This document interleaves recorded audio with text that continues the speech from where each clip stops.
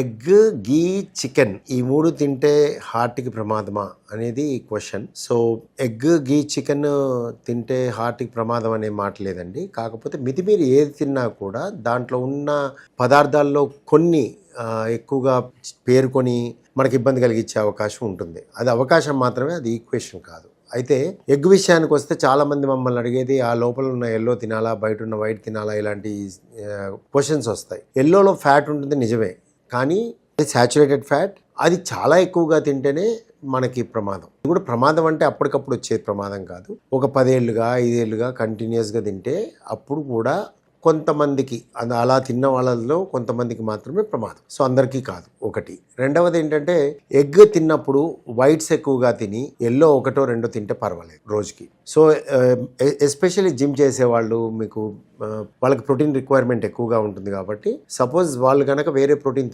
తీసుకోకపోతే egg whites ఒక 3 to 4 వరకు కూడా తీసుకోవచ్చు. బాగా వర్కౌట్ చేసేవాళ్ళు 6 కూడా తీసుకోవచ్చు. సో ఫైనల్గా 1 గ్రామ్ పర్ డే ప్రోటీన్ యూజువల్గా రిక్వైర్మెంట్ ఉంటే వర్కౌట్ చేసే వాళ్ళకి కొంచెం ఎక్కువగా అధికంగా ఉంటుంది. సో ఫైనల్గా ఇట్ ఈస్ రిక్వైర్మెంట్ ఎంత ప్రోటీన్ అవసరం అనే దాన్ని బట్టి ఎగ్ తీసుకుంటారు. So egg white no problem, egg yellow కూడా నాట్ ఏ ప్రాబ్లం, కానీ మితిమీరి తీసుకోకూడదు.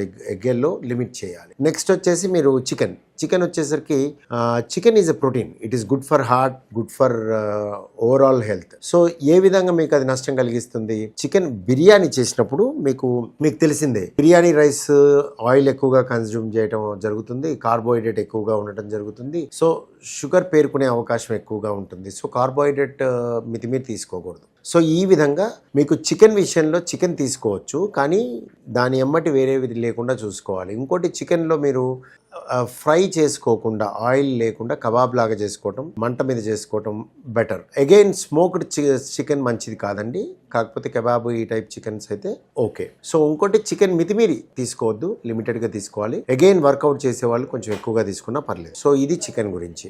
మిగతాది ఎగ్ అయిపోయింది, చికెన్ అయిపోయింది. Ghee is a good saturated fat. ఒక రకంగా ఘీ ఎక్సెస్గా తీసుకుంటే లాంగ్ టర్మ్లో మంచిది కాదు.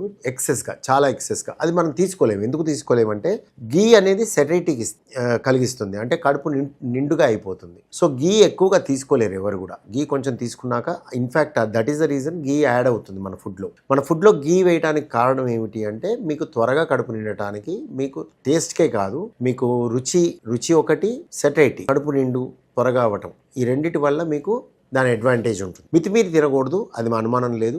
కాకపోతే ghee is a good saturated fatty acid.